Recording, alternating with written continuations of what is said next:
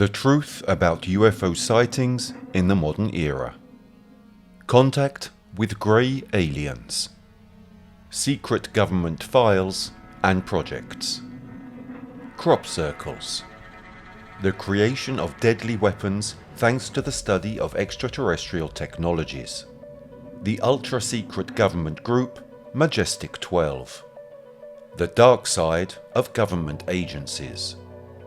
All this and much, much more thanks to the revelations of one man who for more than 30 years has been involved in all US military and government projects regarding the study of alien entities, and who decided to devote his entire life to the dissemination of the truth about UFOs and extraterrestrials, despite the constant threat and danger of retaliation from the military and government, who in fact never wanted this revelation to happen, or at least wanted the truth to be revealed crumb by crumb. The man we are referring to is Dr. Michael Wolff, and we have decided to tell his incredible story, dissecting his biography thanks to an article dedicated to him by the well-known ufology expert Richard Boylan, and an in-depth analysis of his literary work that shocked the world due to the exceptional revelations contained within it, entitled The Catchers of Heaven. Michael Wolff's choice. Dr. Michael Wolff, due to his undoubtedly exceptional situation, describes himself as kidnapped. Questions arise spontaneously. Kidnapped by whom? But above all, why? He himself claims that his bosses at the NSC, the National Security Council, allowed him to generate a controlled leak of large amounts of classified information. This is because Dr. Wolff, as a government scientist, enjoys above top secret clearance within the NSC, and not only. The information that he himself mentions deals with the true nature of so-called UFOs, in reference to the numerous sightings of such phenomena experienced by man in the modern era and beyond, and above all the contact between extraterrestrial civilizations and human civilization, at military, civil and governmental levels. Yet, the heads of the NSC have specified several times that this information leak must be controlled.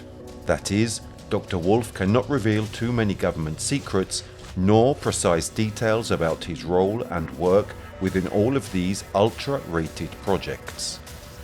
Not only that, to make the situation even more complicated, the management of the NSC decided to cancel and eliminate all traces of all documents and personal and professional information regarding Dr. Wolff, such as the schools he attended, the qualifications he obtained, and his resume, which listed important job positions he held at the Central Intelligence Agency, the CIA, the National Security Agency, the NSA, and of course the NSC. It must be said, however, that these measures, although they may appear very stringent and almost inhumane, are in reality very common within government agencies concerning employees who work within them on special access programs or classified top secret programs. It should also be added that the contract that Wolff had to sign when he joined the NSC required him to never and under no circumstances publish the results of his work within the agency in any of the scientific journals he collaborated with.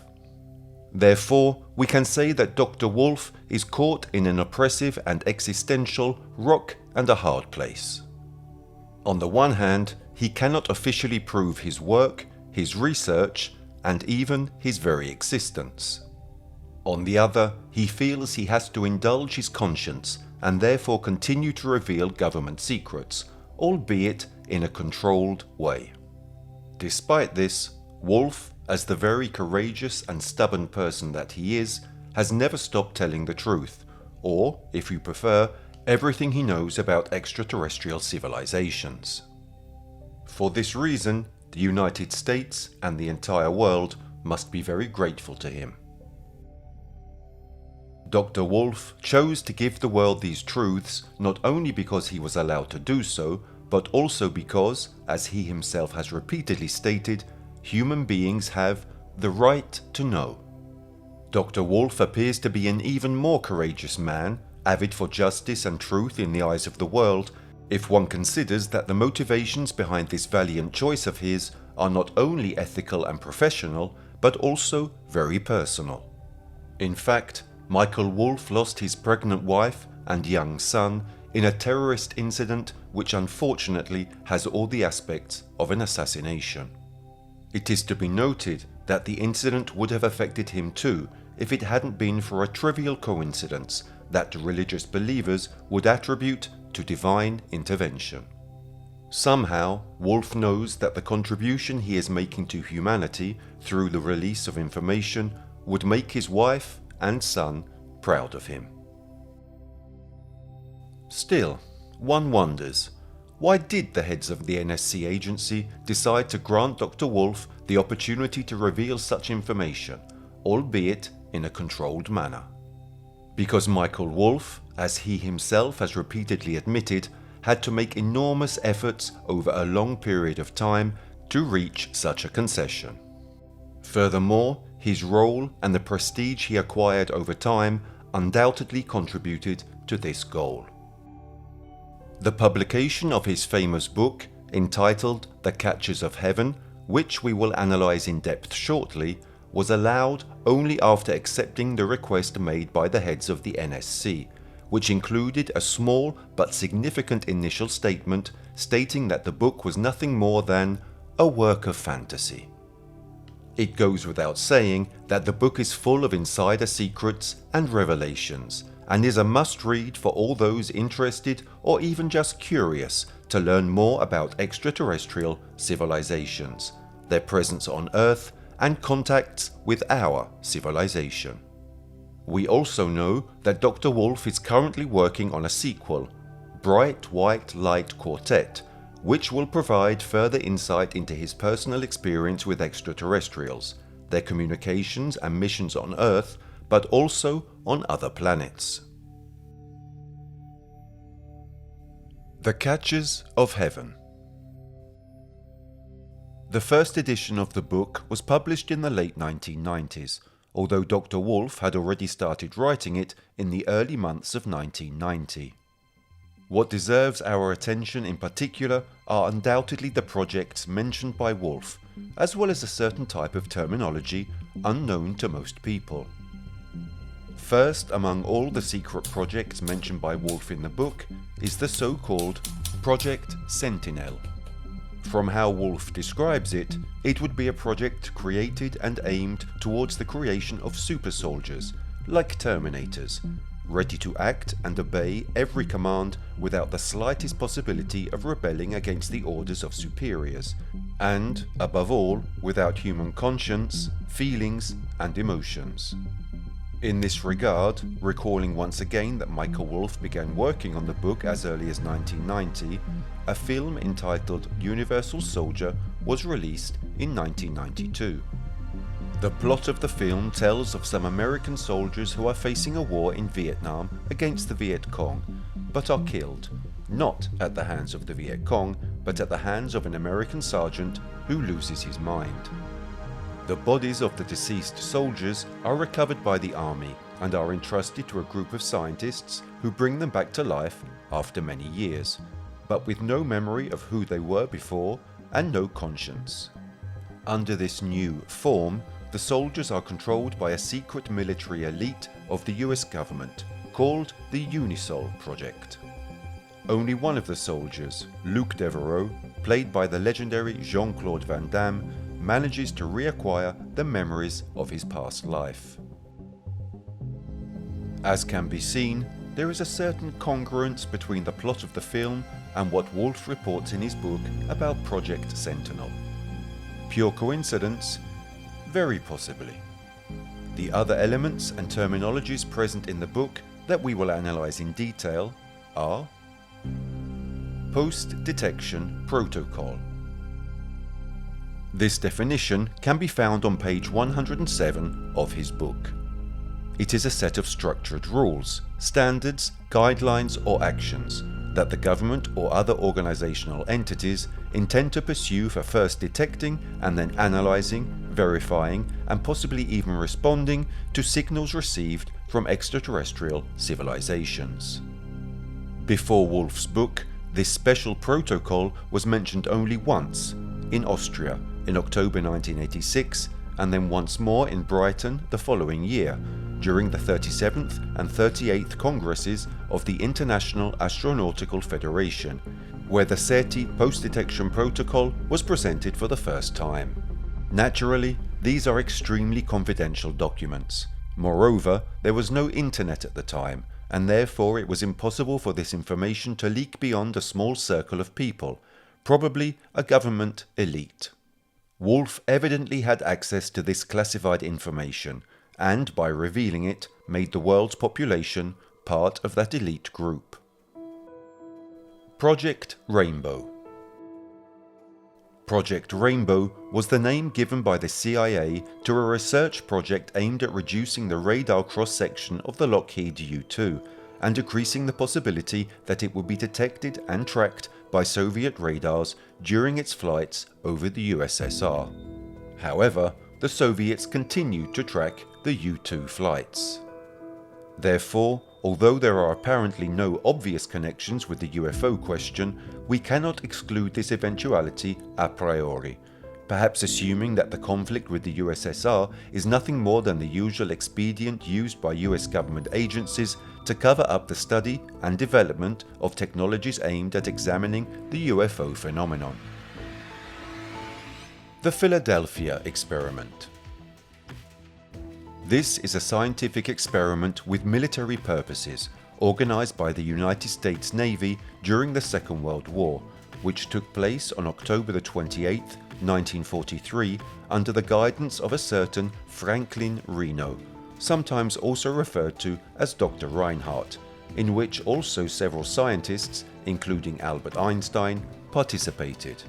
On October 28, 1943, at 17:15, the destroyer USS Eldridge, moored near the Philadelphia Pier, vanished into thin air for several moments, appearing after a few minutes in Norfolk, Virginia, and then subsequently reappearing once again in the Philadelphia docks, in the same spot where it had disappeared.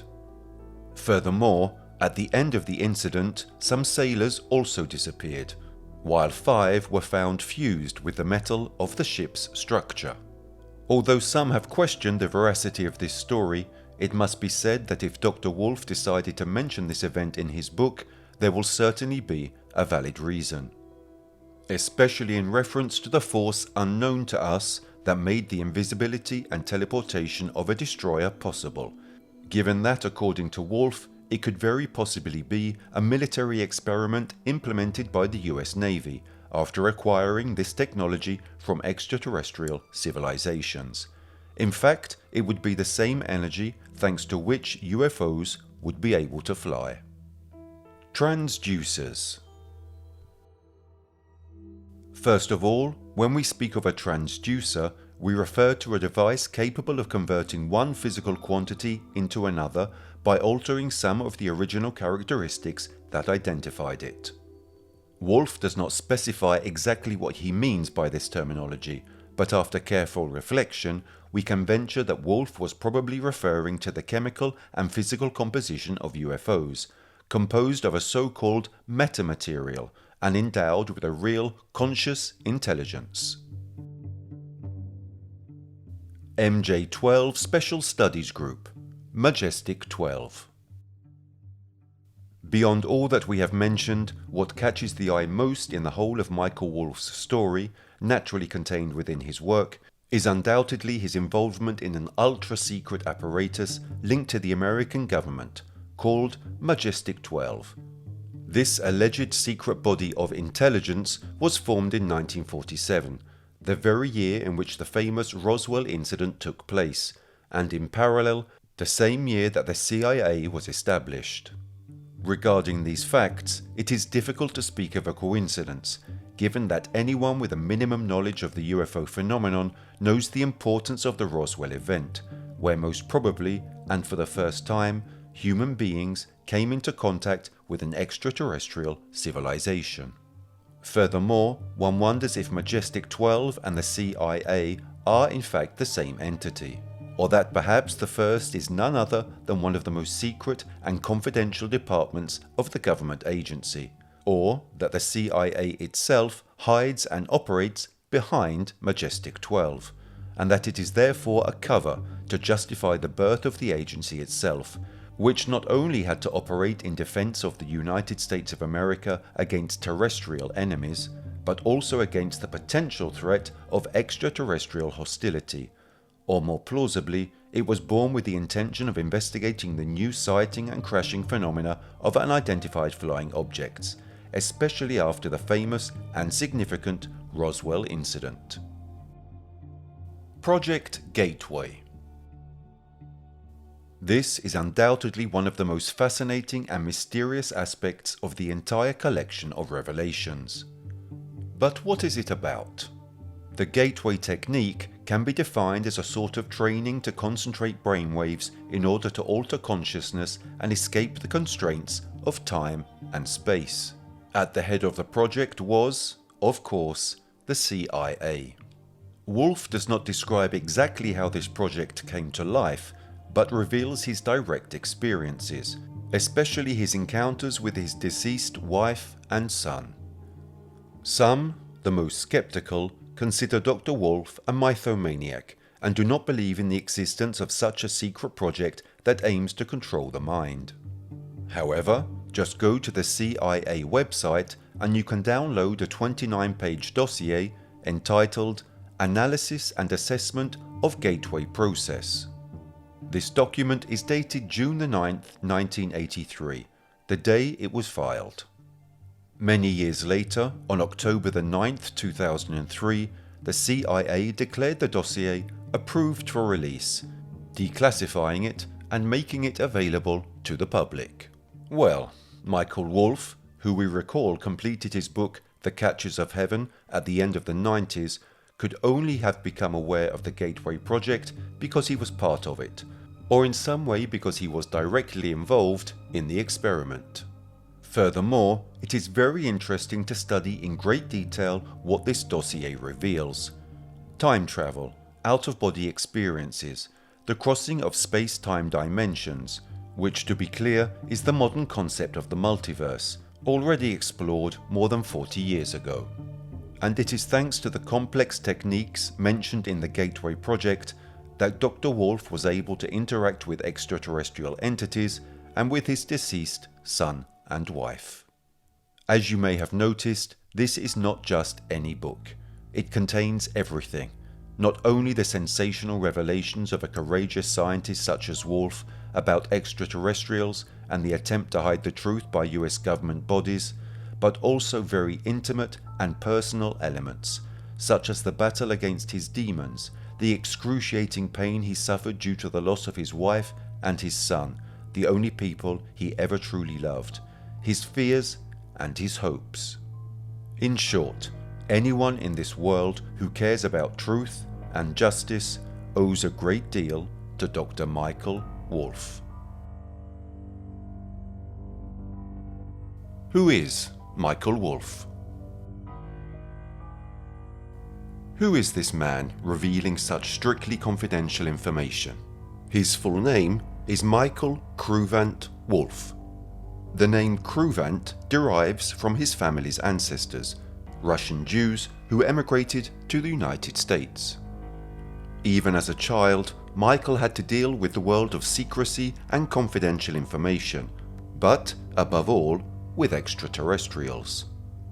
In fact, he used to accompany his father to the Andrews Air Force Base, where he actively participated in the meetings of the Air Research and Development Council, an institute to which all the research and development programs of the United States Air Force were assigned at the time. In fact, Michael wasn't the first in his family to experience contact with what he calls "my little grey navigator," an undisguised blessing. Michael's father had also been visited by the so-called grey aliens and had spoken to Michael numerous times about these catchers of heaven, as he called them, which was then the inspiration for the title of Michael's book. Michael's future son Daniel would also experience encounters with extraterrestrials. Fundamentally a Buddhist, Wolf asserted with some certainty that the fundamental foundations of Islam, Christianity, Judaism, Native American spirituality, and other important religions and spiritual traditions scattered throughout the world all derive from the teachings of the Men of the Stars. At the age of 12, Michael took a substantial initiative. He founded a Flying Saucer Research Association in New Jersey. At night, he tried to communicate with his alleged extraterrestrial friends using light signals. On December 24, 1954, a CIA agent, George Hunt Williamson, learned of Wolf's attempts to communicate with extraterrestrials. Williamson, in his book Road in the Sky, wrote that the young Wolf, the year before his bar mitzvah, was transmitting messages to spatial intelligences using beams of modulated light. Michael had telepathically asked these extraterrestrial entities to confirm receipt of his messages by flying over his home. 5 minutes later, 2 saucers flew over Wolf's house, heading north, just as he had requested. Since then, the intelligence community began to keep tabs on Wolf, and eventually, when he reached a certain age, recruited him. Wolf says that the government guided and paid for his education because they saw he had a good relationship with extraterrestrials and because he was the brightest student his teachers had ever taught. Dr. Michael Wolf served during the Vietnam War as an Air Force colonel, pilot and flight surgeon, and later as an I-Corps intelligence officer for the CIA and the NSA.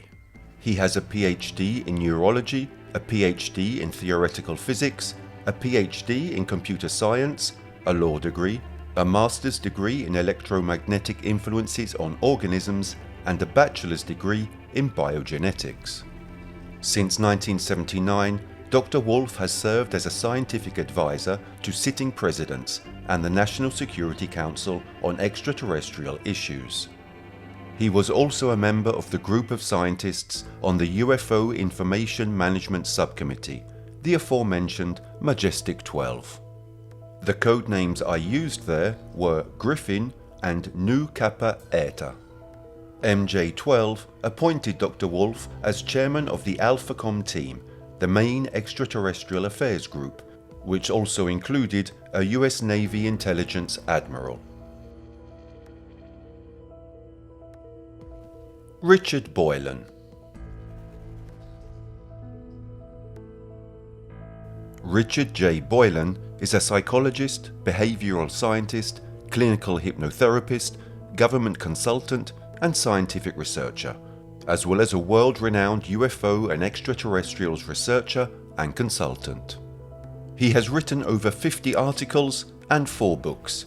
In 1992, Extraterrestrial Contact and Human Responses. In 1994, Close Extraterrestrial Encounters. 1996, Laboured Journey to the Stars. And in 1997, Project Epiphany.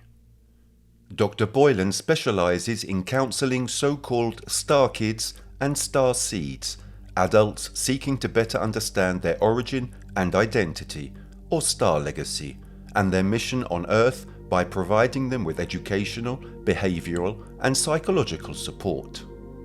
His career, which spanned 5 decades, was centered on public service, first as a psychologist, then as a social worker and educator, and finally as an anthropologist for the study and analysis of space civilizations visiting our planet. In 2005, Dr. Boylan had the honor of being chosen by some members of the star civilizations as ambassador on Earth and spokesperson for their message and teachings. Moreover, they conferred on him the title of Counselor of the Earth. Numerous high-level military officers and intelligence personnel have asked for Dr. Boylan's help in UFO matters and have shared highly confidential information with him. In particular, Richard Boylan formed a really strong and confidential friendship with one of them. Of course, Dr. Michael Cruvent-Wolf. Around the end of the 1990s, Boylan decided to dedicate a long article to Dr. Wolf, integrating the article with parts of an interview conducted by Boylan himself with Dr. Wolf.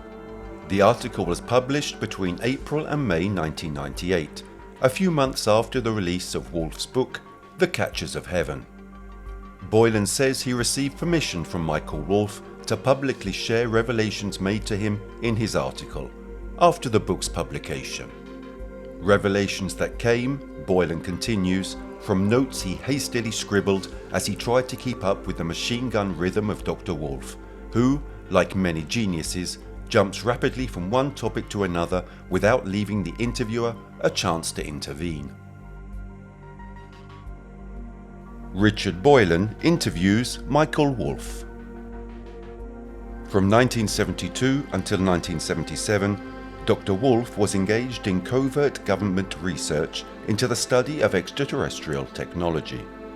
In my work, I encountered extraterrestrial individuals every day and shared living quarters with them while performing my research in highly secretive underground government research laboratories, recounts Wolf. The Zetas work in underground facilities as mandated by the United States government. There is a treaty between the US government and the Zetas, but the government has violated this treaty by torturing extraterrestrials and shooting down UFOs. Also, there are some extraterrestrials being held captive. Government scientists have discovered that extraterrestrials cannot dematerialize and escape if there is an extremely powerful electromagnetic field surrounding them. Backing this up are statements from a government contractor describing walls 3 feet thick full of wires at the Haystack Air Force Laboratory. Naturally, when we talk about Zetas, we are referring to a very intelligent extraterrestrial entity, sometimes also called grey aliens, aliens of the Alpha species. Reticulians, named after the star system Reticuli, which they come from, or, more precisely, Zetas. These aliens are described in various ways, but generally as humanoids of short stature, 1 meter to 1 meter 20 centimeters tall, slender, completely hairless and grey-skinned, hence the name, with large heads, huge almond-shaped eyes covered with a black membrane, small mouths, often lacking lips, and with long arms and hands with 4 fingers. In the classification of alien races elaborated in the 80s by the ufologist Brad Steiger, the Greys would belong to the so-called Alpha type. The association between the Greys and the Zeta Reticuli star system derives indirectly from the story of an alien abduction suffered by Mr. and Mrs. Hill of New Hampshire in 1961. Betty Hill, under regressive hypnosis, drew a star map showing the relative positions of the homeland of the Grey aliens and the Sun. Ufologist Marjorie Fish interpreted it as a map indicating Zeta Reticuli as the home of aliens of this type. Harvard Medical School professor John Mack argued that many of his patients who claim to have been victims of alien abduction have described close encounters with Grey-like extraterrestrials. In his books Abduction and Passport to the Cosmos, he describes their experiences, claiming that such contacts spiritually transformed his patients by momentarily elevating them to a higher level of consciousness. David Jacobs, professor of history at Temple University, argues that among the alleged alien races, the somatic type of the Greys is the only one that can be considered credible, while the other races should be considered the results of errors or mystifications.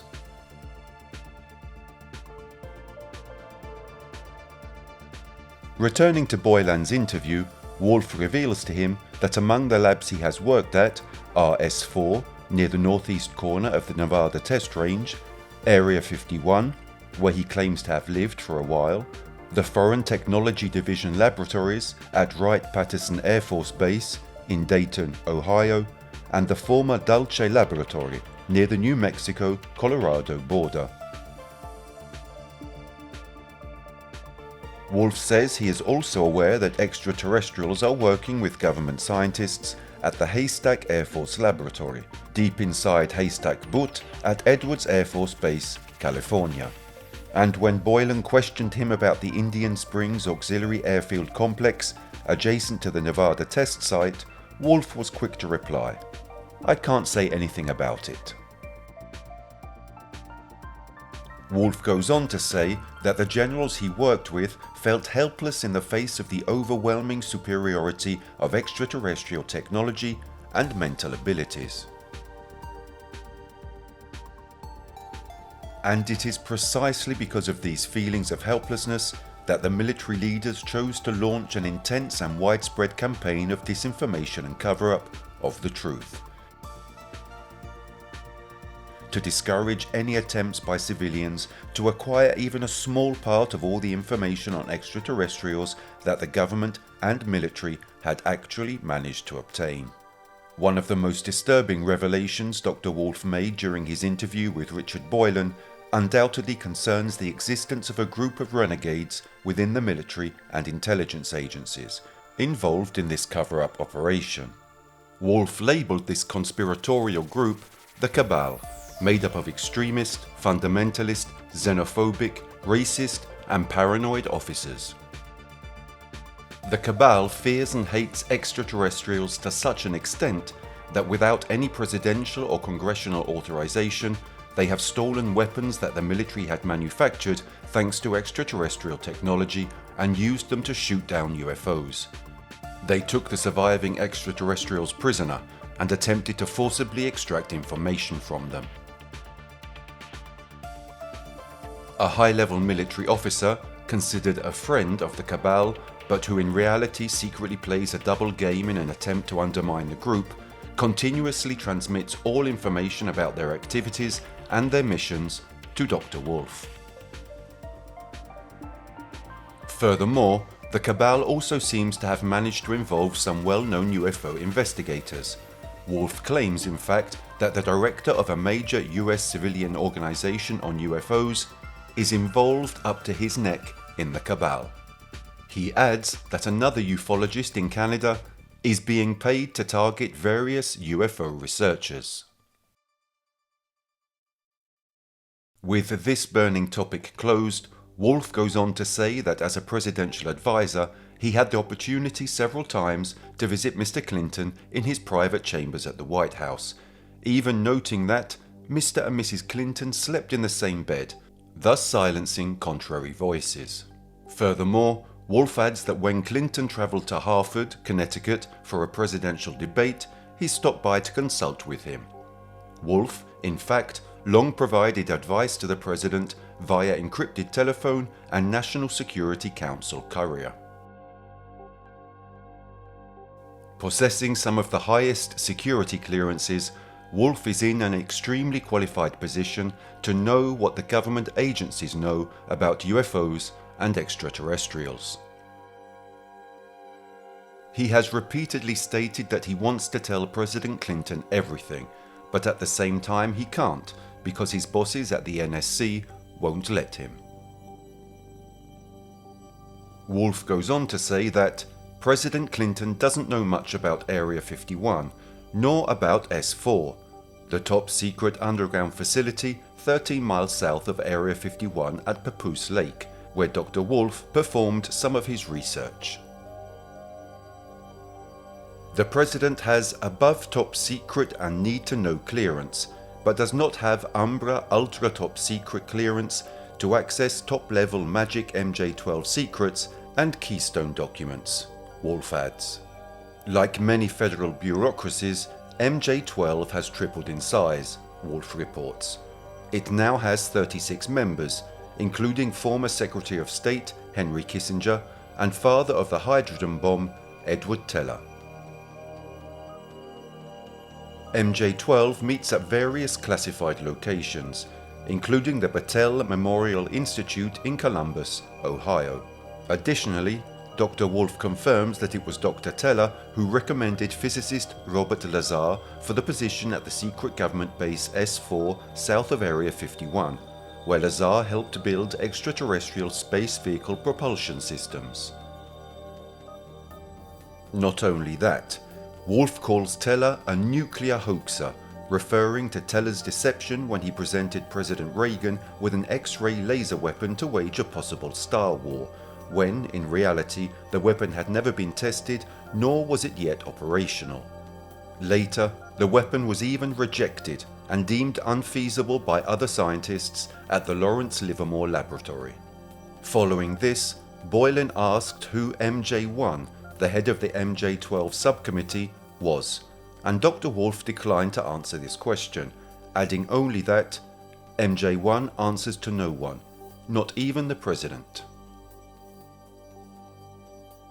When Boylan suggested that Michael Wolff himself was a member of MJ12, he was quick to point out that he couldn't yet reveal such a thing. Michael Wolff forged relationships with renowned top scientists who are involved in cutting-edge science.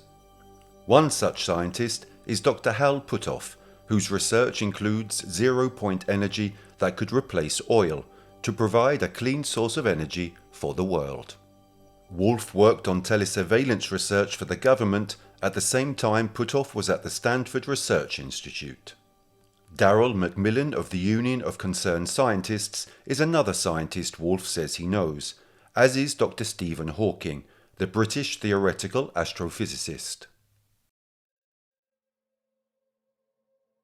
At one point, it is Dr. Wolff who asks Dr. Boylan a question, a rather unusual question.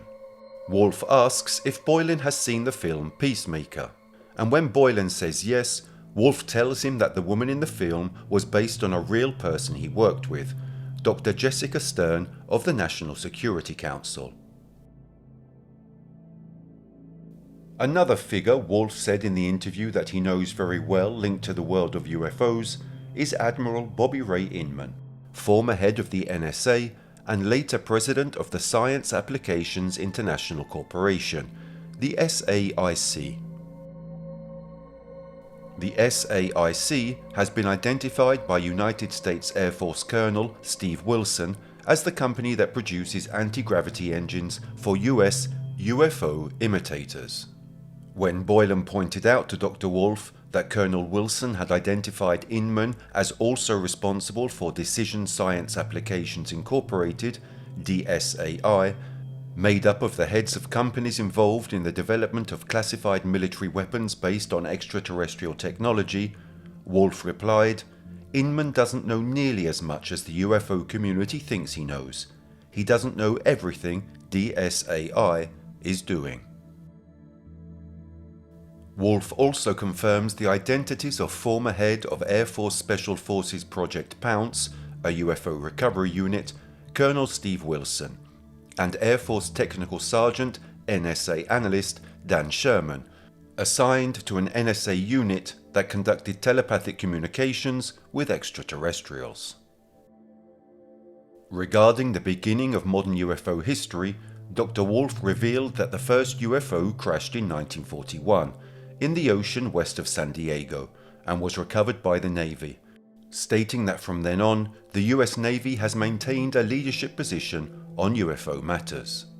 One of the most famous UFO incidents occurred in 1947, northwest of Roswell, New Mexico, and the craft was recovered by the Army Air Corps, as also reported by Colonel Corso in his book The Day After Roswell. Dr. Wolff confirmed in all respects the veracity of Colonel Corso's revelations, and also pointed out that LEDs and superconductivity are among the technologies deriving from the analysis of the remains found in Roswell. The United States, Wolff continues, was in possession of a grey alien dubbed an EBE, an extraterrestrial biological entity, from 1948 until its death in 1953. Government scientists communicated with it for the first time using pictographs.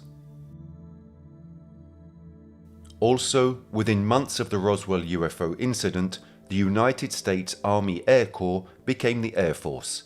The National Security Act was passed, in part to address the extraordinary secrecy the administration deemed necessary about UFOs, and the CIA was established. Dr. Wolf also pioneered a mind expansion process he calls the gateway treatment, which allows a much higher percentage of the brain to be used to allow humans to mentally engage extraterrestrials in a full telepathic mind exchange. This treatment involves a way to open up the brain, to stimulate neurons and allow for the formation of billions of synapses. Furthermore, drawing on information from his work as a genetic researcher, Dr. Wolf revealed that the entire human genome has been secretly mapped by government scientists, effectively contradicting US government press releases in this regard. Wolf reveals to Boylan that he found an extraterrestrial gene in some human genetic samples. Moreover, he claims to have found genes belonging to an uncodifiable extraterrestrial genetic sequence in human genetic material, even more than the in-betweens, which is the term with which Wolf defines human beings with hybrid human extraterrestrial genetics, due to the intervention of extraterrestrials on the reproductive material of their parents before their birth. Wolf also said he participated in a research project in which government scientists created human extraterrestrial hybrids in an attempt to replicate extraterrestrial genetic engineering.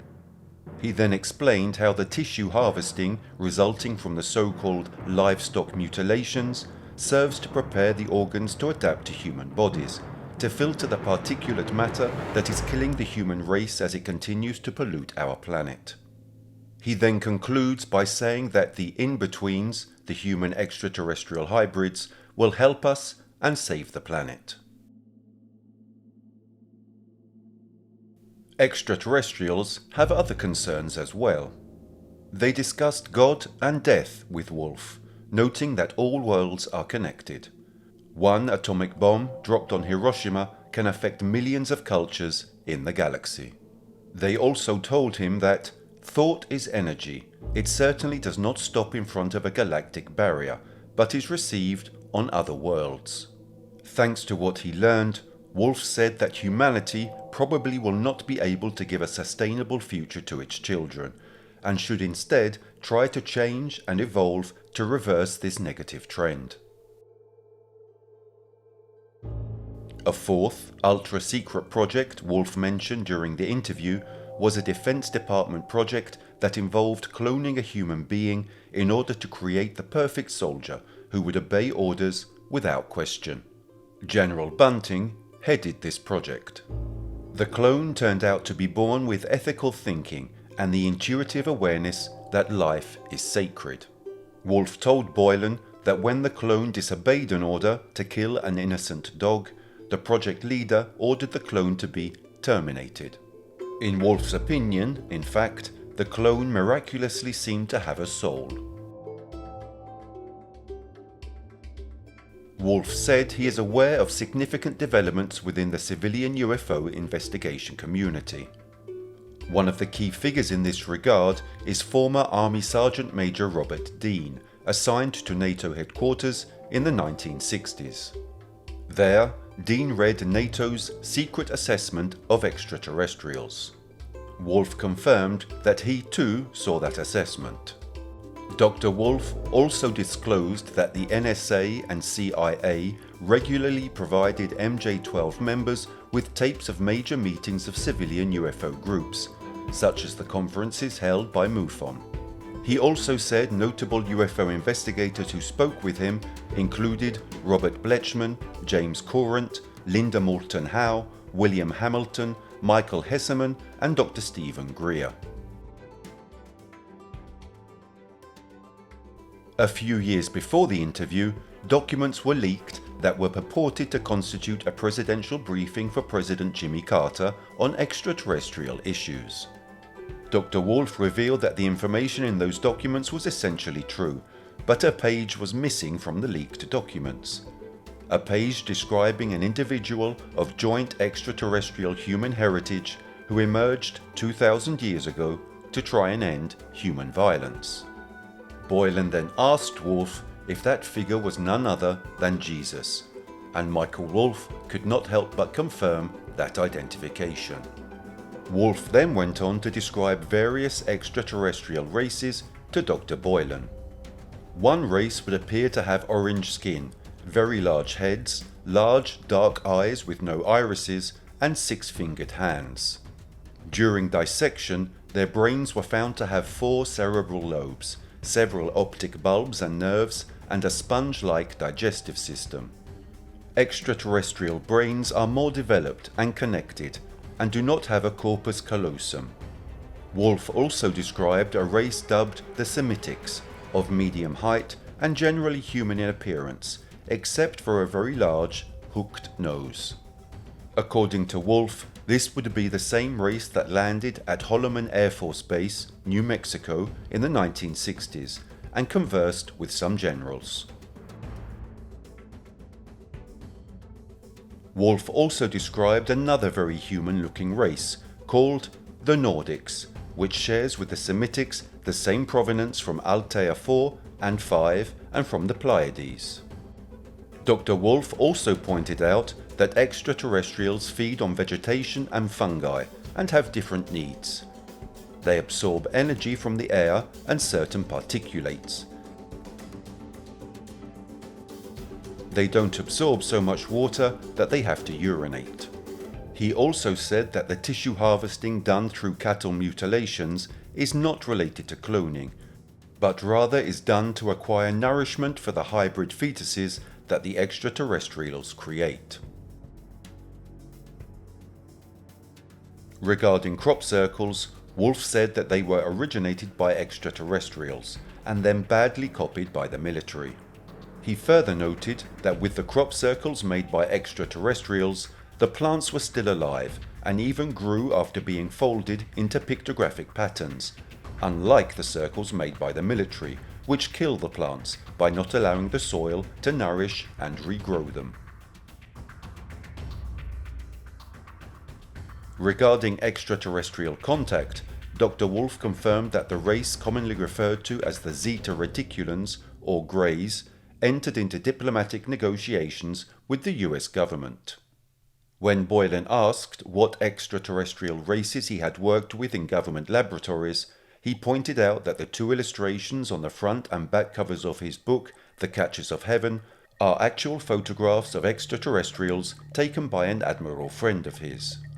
The extraterrestrial on the cover is called KLT, which Wolf phoneticizes to Coulter for convenience. This is the Zeta Grey extraterrestrial who Wolf most often encountered. The extraterrestrial on the back cover is a human-looking Pleiadian named Anon Sa Ra. In the course of his close cooperation with extraterrestrials in scientific laboratories, Dr. Wolf received a piece of extraterrestrial metal. This metal resembles molten silicon and has particular energetic properties. It is composed of 99.99% silicon and 0.01 non-terrestrial isotopes. He revealed that when he put the metal in water and then drank it, he received health benefits. Wolf then forcefully asserted that some rogue and dishonest elements within key government agencies, that is, those with an interest in keeping the UFO and extraterrestrial cover-up campaign going, used directed energy psychotropic devices against some UFO researchers who were pushing hard so that the truth would come out and the civilian population could finally take advantage of it. These researchers are the Committee on the Study of Extraterrestrial Intelligence's director, Stephen Greer, and his principal assistant, Shari Adamiak, Congressman Steve Schiff, who requested UFO documents from the Air Force, and United States Air Force Colonel Steve Wilson, who revealed that he heads Project Pounce, the UFO recovery unit. Of these, Colonel Wilson and Shari Adamiak died of cancer, and Congressman Schiff had to interrupt his political career due to a serious illness. Even Dr. Wolf reveals to Boylan during the interview that he has recently received a medical report suggesting the possibility that he has cancer. Luckily, he still had access to a certain extraterrestrial honey-like substance that he had already taken several years earlier for his metastatic colon cancer, thus putting him in remission. Regarding the famous 1947 Roswell UFO crash, Wolf confirmed that it was actually two UFOs colliding in mid-air during an intense electrical storm. One contained orange extraterrestrials and the other grey aliens. One aircraft crashed near Corona, northwest of Roswell. The other crashed on the plains of San Agustin, more than 100 miles to the west. Army intelligence units soon secured both sites and removed the craft and their mostly dead extraterrestrial crews. Then there was another subsequent encounter between extraterrestrials and the military, recounted by Dr. Wolf, as grim as the Roswell incident. An extraterrestrial had travelled aboard an out-of-control spacecraft from Fort Dix, New Jersey, to nearby McGuire Air Force Base, where it died in the crash on the runway. Michael Wolf said he worked on several projects in which he made discoveries that, in hindsight, he now regrets ever getting involved with. In particular, he had doubts after seeing what applications were made of these discoveries, mostly for the military. He even came to repudiate his work and bitterly regrets having given his unwitting contribution. Then Dr. Wolf spoke of the time he attended the medical university at the McGill Institute, whose fees were paid by the government, which, as we have said, actively invested in him. Wolf said that during his studies he conducted research on neurotransmitters and their role in mind functioning and control. Subsequently, among the secret projects Dr. Wolf worked on, there was one involving remote viewing, a military intelligence term for applied clairvoyance. In this regard, he also stated that 99% of research on telepathy and remote viewing is classified at an exceptional level of secrecy. Wolf, as a leading expert, has participated in many such experiments and has revealed that he went far beyond the crude experiments by intelligence and military, led by General Bert Stubblebine, Lieutenant Colonel John Alexander, and Major Ed Dames. Unlike them, Wolf developed techniques of memory extraction and memory suppression.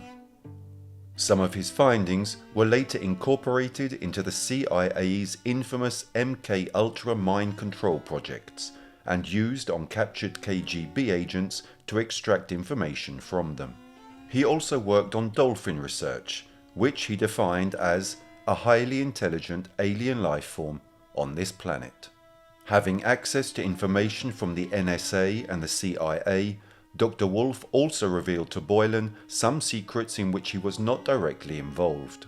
One of these undoubtedly represents one of the most horrendous aspects of the Vietnam War, the United States Army's Project Arc Light.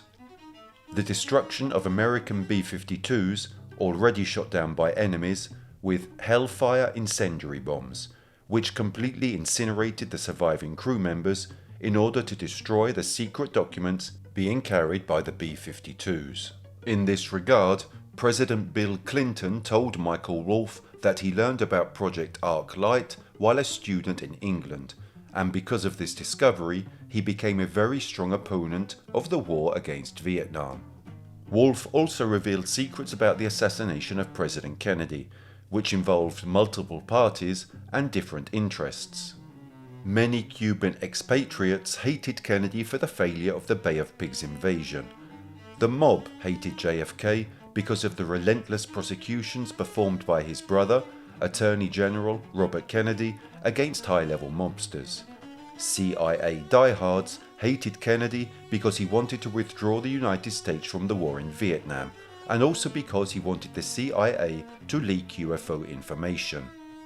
Wolf also revealed that the famous scientist Albert Einstein had contacts with extraterrestrial intelligence, thanks to which he discovered the existence of a scenario in the universe in which there are not only black holes but also white holes, both full of energy to exploit.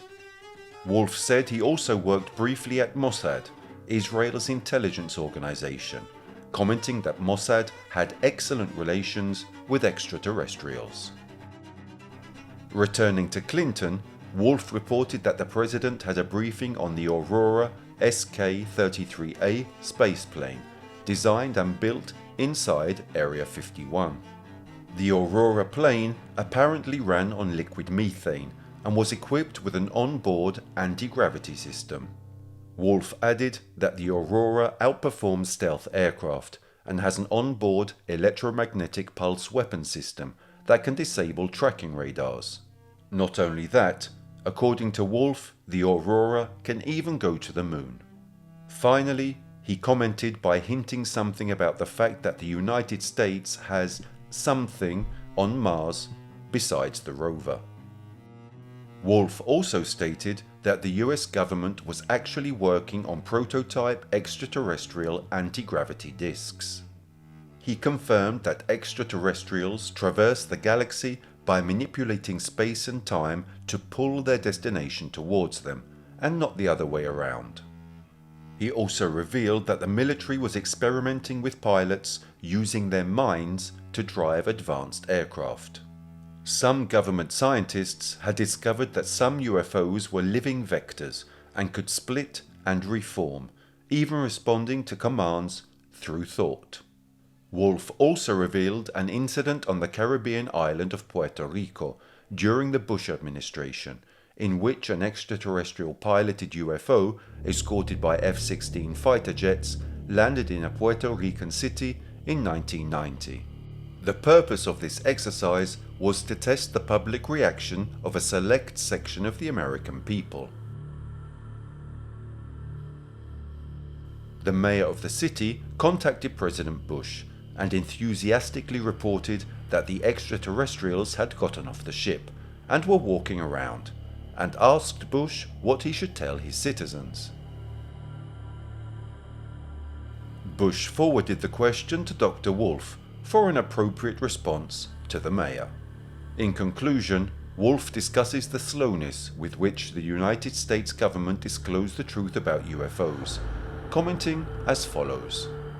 The government is performing a balancing act, because if zero-point energy and extraterrestrial technology all come out together, it will hurt the shareholders of multinational industries who absolutely do not want to lose their position of power. Boylan concludes the article by recounting how, despite exceptional training and an extraordinary career, Dr. Michael Wolf was a generally modest man. He lived alone in a simple city apartment and still suffered from the tragic deaths of his wife and son Daniel. At the time, he was also facing 2 terminal illnesses, but nonetheless, he was passionately dedicated to creating a better world and future for children. To this end, he has arranged for all the royalties from his books to go to the Daniel Wolf Memorial Foundation for Children, a non-profit organization dedicated to caring for children with disabilities. Dr. Wolf has been waiting impatiently, day after day, for the campaign to cover up contact between Earth and extraterrestrials to come to an end. Sadly, however, Dr. Wolf passed away without his hope being realized. But he dedicated every minute of his life so that we, our children and our grandchildren, could move on to the next phase of our civilizational history, which is a cosmic, universal dimension in which contact with the other, the extraterrestrial, is no longer just a government issue, but an opportunity for growth for the entire world population.